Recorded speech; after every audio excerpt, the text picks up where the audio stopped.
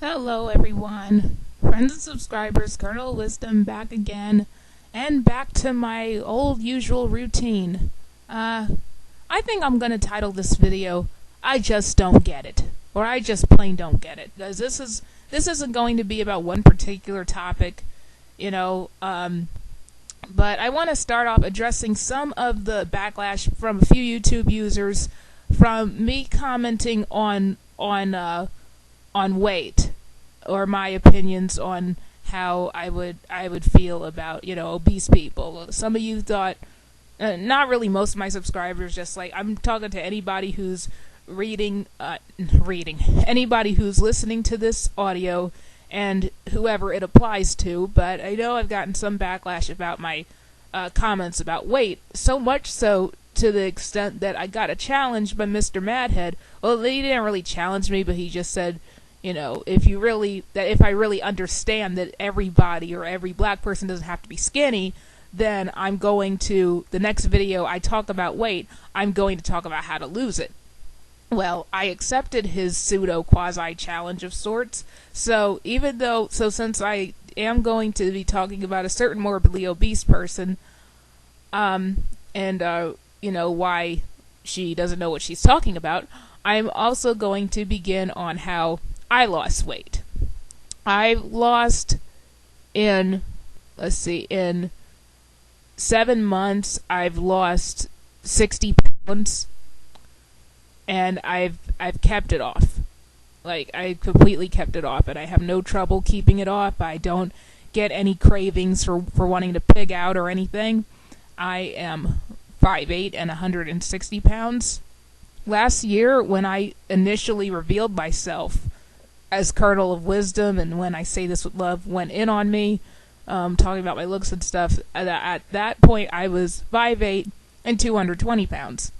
Clearly quite overweight, but because, I had an hourglass figure and I had E-cup boobs, I didn't really think it was a big deal. I mean, I did want to be slimmer, but it just wasn't a priority, and I just really wasn't educated about portion control and how to lead a healthy lifestyle without eating like a rabbit, or without being a vegan, or without never eating fast food again. My main problem was being sedentary, because at the time I had a job that was where I didn't really have much movement. Later on, I started getting when I started to progress in my career, I was getting jobs where I have more movement.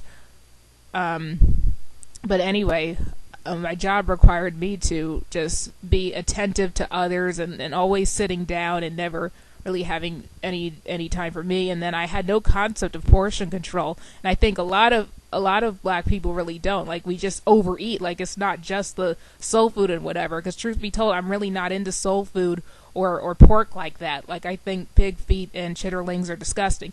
I do like, mac and cheese and collard greens and fried chicken, but most people do. Most people across all cultural barriers do. Just like most people like certain Japanese food, but they do not like natto. A lot of Japanese people hate natto. I think I'd rather try natto than try pig feet or chitterlings any day.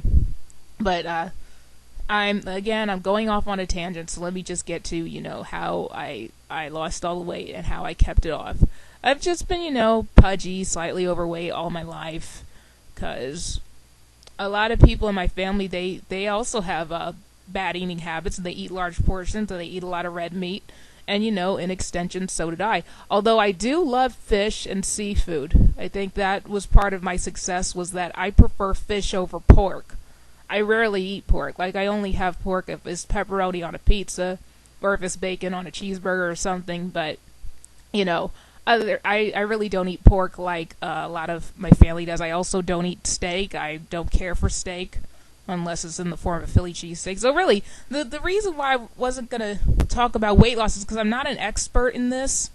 I know I talk about a lot of things I'm not an expert in, but the main thing, all you really need to do is lose weight. Don't get into these fad diets, because what they're going to do is it's always going to be some BS, like the lemon water diet or the Atkins diet, where it's not a natural it's not a natural way to eat, and you'll be depriving yourself of one or two nutrients, and then that'll lead you to give up and binge and probably get bigger than you were before. So don't ever do that. All you got to do is just shrink your portions, decrease your meat intake, and some people will say eliminate your cola intake, but I can never eliminate my cola intake. I love cola, you know.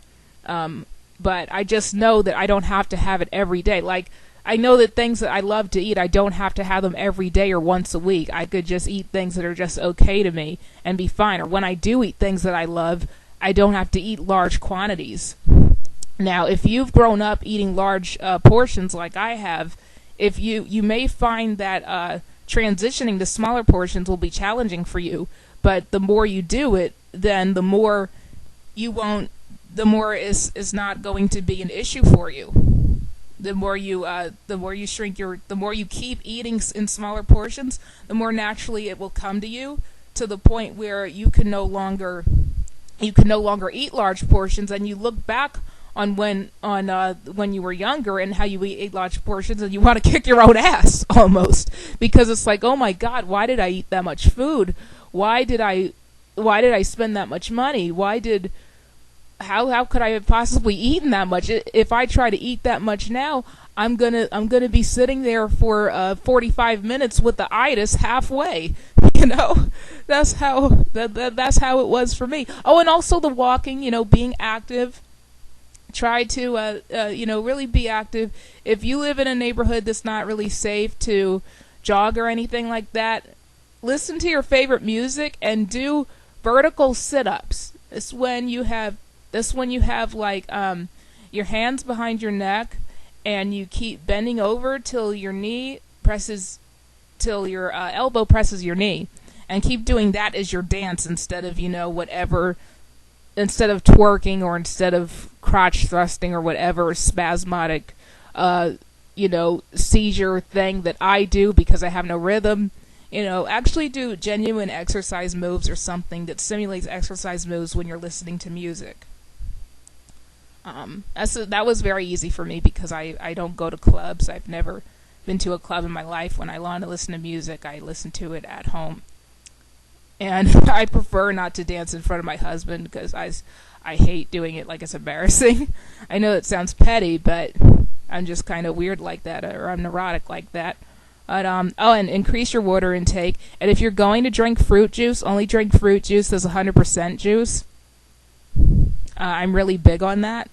Like, one time I had gotten sick with the cold, like early around April, and I thought I was afraid I'd have to go to the hospital. I thought I had an upper respiratory infection, but all I did was just drink 100% juice for days, and it healed me. So it has a lot of health benefits. And yeah, that's pretty much all I can say. That's how I lost the weight. Like, I didn't go to a gym. I didn't hit the treadmill. I just improved my lifestyle. Like, for years, I knew that my diet was gluttonous, and that I also ate a lot of too much. In addition to soda, I had sweets all too often. And again, I still love these things, and I still indulge in these things occasionally. But when I do have them, they're in just smaller portions, and I'm going to be more active after that.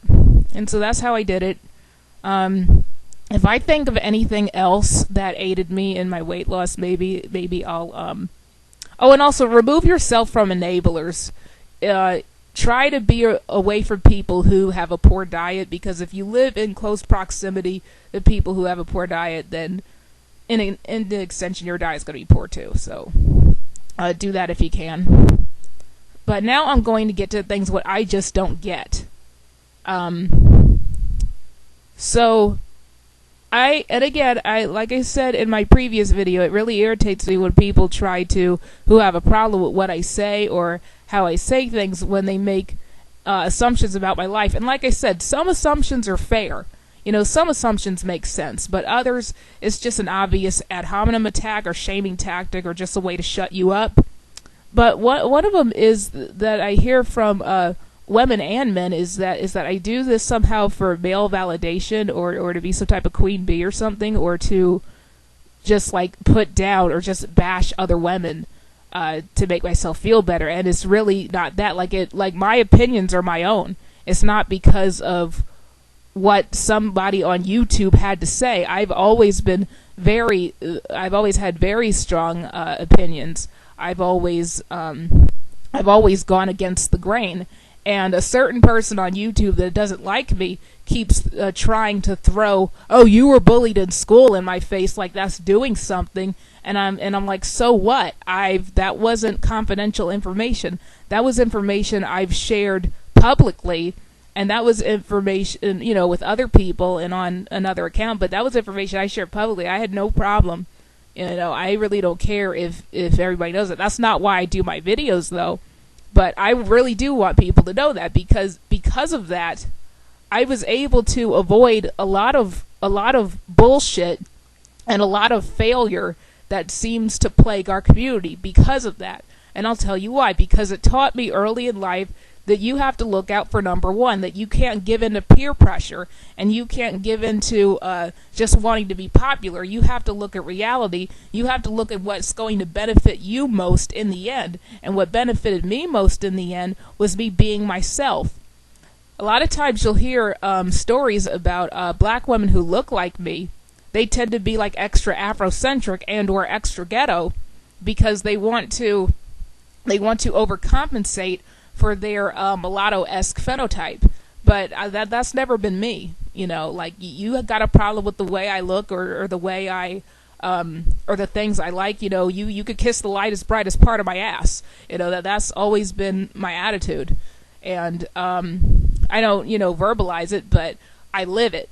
That's what matters. And so when I started to get my hair relaxed at salons, because see, growing up, my mother relaxed my hair, but then in my teen years, she and or my grandma was paying for me to go to salons to get my hair relaxed. So, when the process, and I know my female subs know what I'm talking about, but after I got it rinsed out and I got it curled up, and then I have it, to dry, to take my mind off of the fact that that machine is essentially melting my brain because it is hot as hell. Oh gosh, I sure don't miss that. I love having wash and go hair. I never blow it out. It's so awesome. But anyway, when I didn't really, when I was getting my hair relaxed against my will and all, I would look at some chick magazines and skim through them and read through them to kill the timing, because it would always feel like 2+ hours. Because I had really thick hair and really absorbent, coarse hair, sometimes I'd have to go back. So to keep my mind from all that, I would skim through these chick magazines, because my mom, in my teen years, my mom was very cold and methodical, and she wasn't a girly woman herself. She was very feminine looking. My mother was considered to be extremely beautiful, but she wasn't into excuse me, she wasn't into, primming herself up or keeping up with the latest fashion. She just would put on lipstick and maybe some mascara and some regular clothes and go about her business. And like I said, she already had the wash and go hair with her, so she didn't weave it or perm it really. She was just, she was pretty laid back in that. So my grandma was more girly, but she was girly from the perspective of the 1950s to the 1970s, So to keep up with the latest trends and to just keep myself on the pulse of what's relevant, like any other teenager, I would look through these chick magazines. Sometimes I would read the advice columns, and I would end up shaking my head and just face palming myself, because the common thread seems to be no accountability, and that you don't control your life, or that any misfortune that is clearly your fault, that you clearly did, it's not your fault. That is the common thread in all media, or all media directed at women, and I don't understand. I don't get it. I also don't get when I would go to the fashion parts of the chick magazines, and they talk about fashion for curvy girls. And because I was a curvy girl, I'm not saying I was curvy because I was overweight. I'm 5'8" and 160 pounds, and I'm still very curvy. If I get down to my goal this summer, which is going to be 150, I'll still be very curvy. I'm always going to be curvy. But when I go to the so-called curvy girl fashions, it would be this chick who's clearly morbidly obese and shaped like a circle in something, and I'm like, what? That's not curves. Like, I don't know. It's just like these chick magazines and these like advice guru whatever directed at women. They just have a lot of bullshit artists in them, and weak bullshit artistry at that. And I just can't relate to it. I don't get it, and it kind of pisses me off. It ends up pissing me off only because when I dare to have a different opinion about it, it's always a gaggle of douchebags trying to discredit me or trying to put motivations into my head when they could have at least asked. But anyway, so getting back to the weight thing, and another thing I just don't get. So I'm going to be commenting on this. I think I'm going to read this article too. Why not? I'm going to be commenting, and excuse my voice, guys, hang on a second. I am going to be commenting on this article by Miss J. Stone, who apparently writes for Essence Magazine or something. I believe it is titled, Emotional Nudity, I Didn't Give Up on Black Men, They Gave Up on Me. Apparently this lady is also some type of inspirational speaker or something for black women, or directed at black women. I mean, because the ones directed at white women, they're pretty bad, but ours seem to be worse. Like, they just keep giving fail advice after fail advice after fail advice. So, yeah. Why don't I just go ahead and read it? And after I read it, like, I'll probably let you know what was my problem with the article, or you could see what was my problem with the article yourself. By the way, I'm also going to have a link to J. Stone's picture. I was going to put it up, but, even though she shows herself, even though her image is part of the public domain, she could still flag me for copyright violations if she finds out about this video. So I'm going to have a link to her image in the description box. Okay. Emotional nudity. I didn't give up on black men, they gave up on me. Yes, you read the title correctly. And I can see your eyebrows raised and neck hairs bristling up. Don't hop off the ride just yet. I need you to put on your seatbelt and rock with me for a minute. I'm about to take you on a very personal journey that dropped me smack dab in the middle of Broken Hearts, USA. I'm going to start with an urgent gripe of mine. Every time I turn around, the mating habits of African American women are being scrutinized. There is always some broken down bundle of research about how many black women are single, or an article about how we aren't suitable for long-term relationships. Gee whiz, I can't digest any more of this crap. Check, please. Perhaps what's most disheartening is the fact that out of all the people who find fault in black women is brothers that are our toughest critics. They reject us for being too dark, having short hair, being plus size, or having less than a bodacious donk, in parentheses, translation around posterior anatomy. Sisters are lampooned for not being submissive enough, soft enough, or simply too vocal with our opinions. And the hits just keep on coming. Is there any wonder that I say, with tears in my eyes, in parentheses, that I didn't give up on black men, they gave up on me? I came to this painful realization a few years ago, but it was a long time coming. I can't tell you exactly when I started to feel rejected by black men. It was too many years ago to count. I have been told that I am too opinionated, too assertive, too outspoken, or too fat, more times than I could care to admit. In my 20s, I tried to twist and conform to become less, well, me. But it was like a lioness trying to become a kitty cat. I finally decided that I simply couldn't make myself smaller for others to feel bigger, not even for the sake of love. My plan was to wait patiently for that some awesome black man to look at me through accepting eyes and embrace me, flaws and all. Ultimately, isn't that what we all really want from love? To feel it unconditionally? Dare I say, I'm still waiting. I often wonder if black men understand how much it hurts to be so harshly rejected by the one sect of people that are genetically and socially engineered to share our fate. I'm always amazed when a man who has told me that I'm too fat gets offended when a woman tells him he is too short. It's confusing when the same man who rebuffed a woman for having a flat derriere seems mortally wounded when a woman refuses him because of his shoe size. I've noticed that men feel completely justified with the physical requirements they have for a mate, but a woman with financial requirements is labeled a gold digger. I get it, men are visual. However, women are emotional, and financial security speaks to that fact. It just feels like black women are required to do all the accepting and receive none of the acceptance. Quite frankly, this whole double standard thing is beyond my comprehension. Now, I'm sure many folks reading this post would love to say that the problem isn't with black men, it's me. And up until 3 years ago, I might have agreed with them, but that was until I started to entertain men from other cultures. Those guys found my opinions refreshing and referred to my assertive personality as spicy. They especially seemed to embrace the extra jiggle in my wiggle. Smiles. In parentheses. For the first time in years, I felt totally empowered to be 100% myself without apologizing for being too something.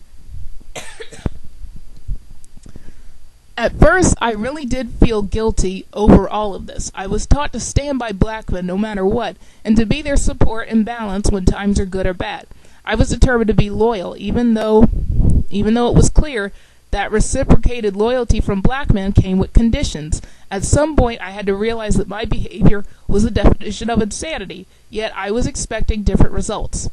It was around that time that I had a come to Jesus meeting with myself. I decided to cast a winning ballot in favor of my own happiness. I decided to be open to love, the man who can love me without conditions or constraints, even if it isn't a black man. Fellas, I will make you a deal. I won't judge you for your wallet if you don't judge my waistline. At the end of the day, I'm not interested in a man that will love me in spite of my flaws, but a man who will endure me because of them. Bam, I wish I had some theme music right now. Okay, that is the end of Miss J. Stone's article. Now I'm going to go into why, articles like this and other, accept all of my flaws and fat acceptance BS that seems to be saturated in female magazines, why I just plain don't get it. And why it kind of makes you facepalm. Okay, even if she wasn't morbidly obese, even if she was an average size, what she's saying is nonsense. Nobody is entitled to a relationship. There are consequences for every choice that you make in this life.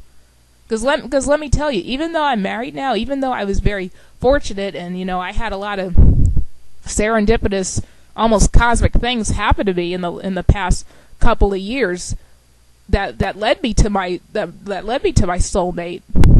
Prior to that, I was totally prepared to die alone, and I was fine with that. You know why? Because I knew that I didn't appeal to some men. I didn't appeal to some of the men that I wanted, and that was all my choice. I chose that path, and I'm not even just talking about the weight thing. I'm talking about my very unorthodox and somewhat rigid social views that seem to rub every demographic the wrong way.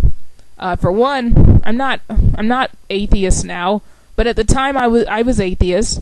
I didn't want to be with a man who was my peer. I pretty much found myself physically attracted to men who were always 15 or more years older than me from the time ever since my teens. So, even in my 20s, I didn't want to be with a man in his 20s. I always wanted to be with a man who was 10 or more years older than me. Ideally 15 or more.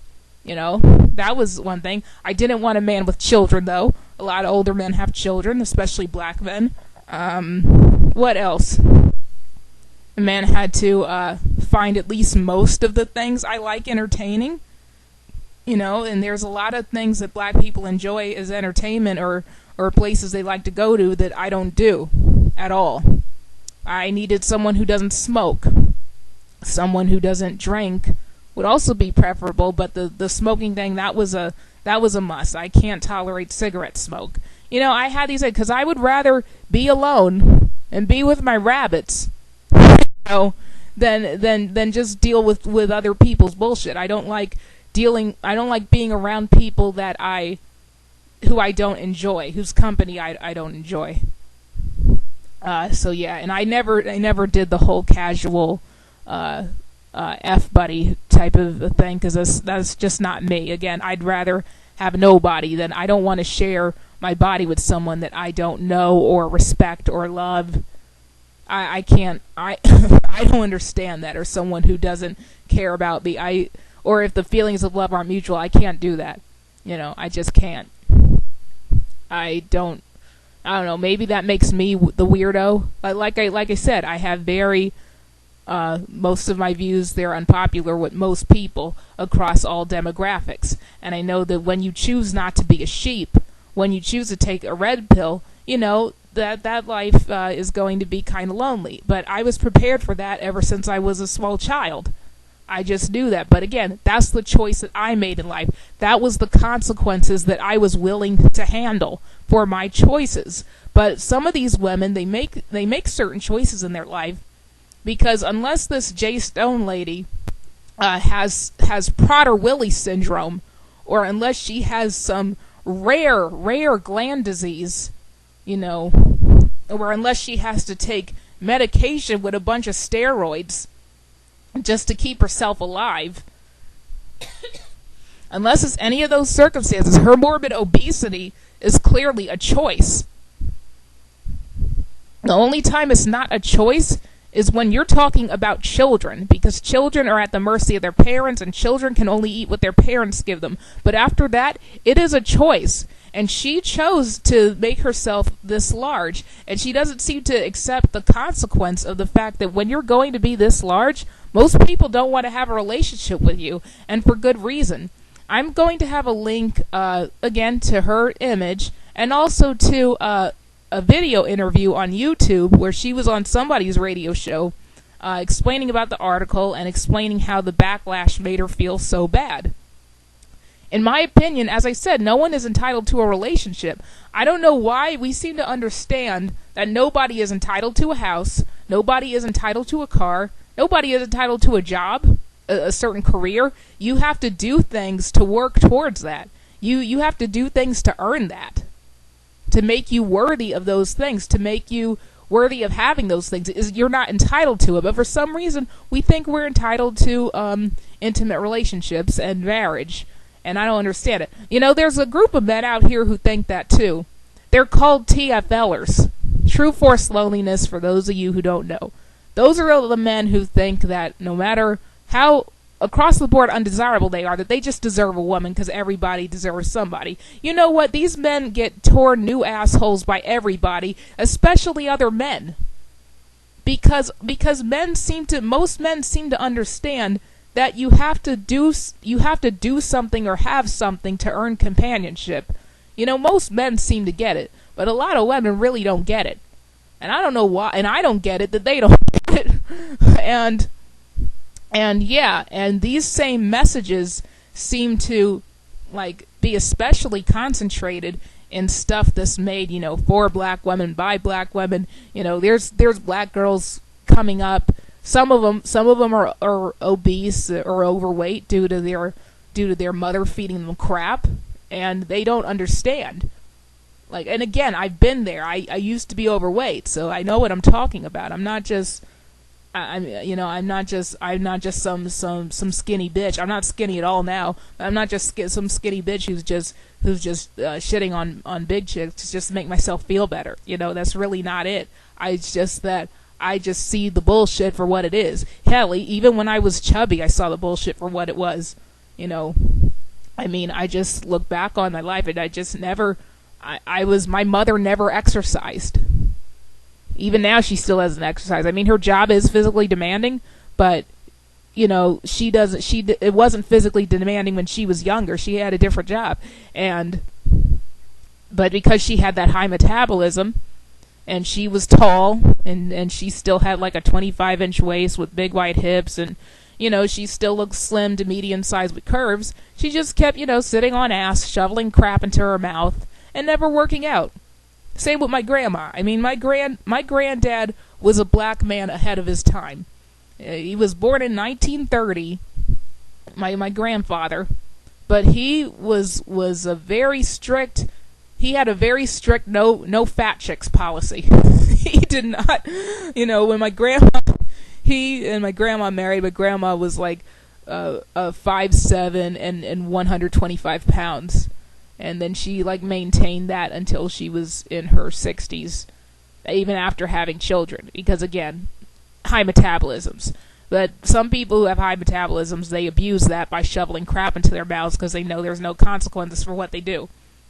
And I ended up inheriting that. In fact, and I look back on it, I'm lucky that I wasn't even bigger, because I used to eat such crap. And I'm just like, wow. Oh, and yeah, a lot of people say things like, well, it's hard to lose weight because healthy food is so expensive. Well, I think a lot of that is excuse making, because rice is not expensive, swai fillets, they're not expensive, frozen spinach is not expensive. Let's see, what else? Generic brands of yogurt is not expensive.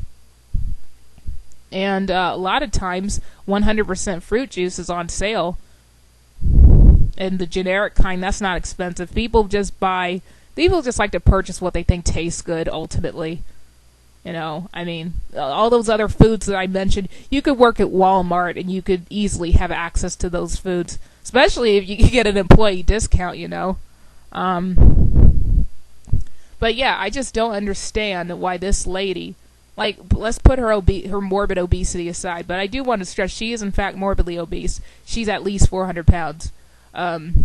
She's like a value menu away from being bedridden. I'm sorry, but she is. But putting aside her morbid obesity, I've seen her reaction to certain comments that are criticizing her, and she has said her exact words have been she is looking for acceptance and being embraced for what she is. Okay. She said that everyone deserves a relationship, and that's not true. That's not true for men. That's not true for women. If you want something in life, you have to work for it.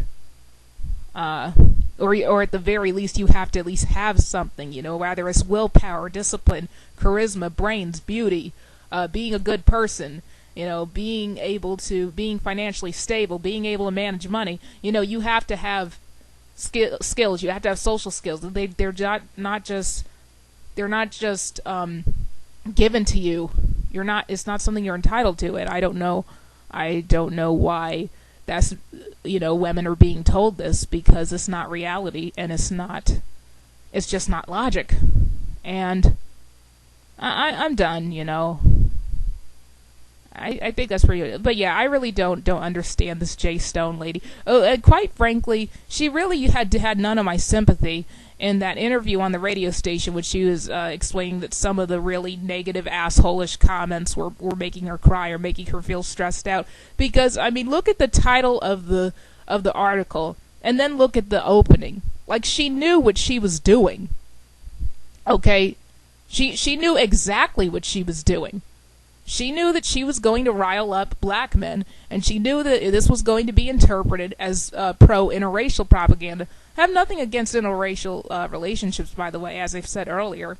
In fact, before I met my husband, I was going to, I tried that out for a little bit, but like I said, my personality, not my personality so much, but my views aren't compatible with a lot of people, black or white. And again, that was a path that I chose, and that was something I was willing to accept. I never browbeat black men, white men, or anybody to want them to have me as a wife, because everybody's entitled to their preferences,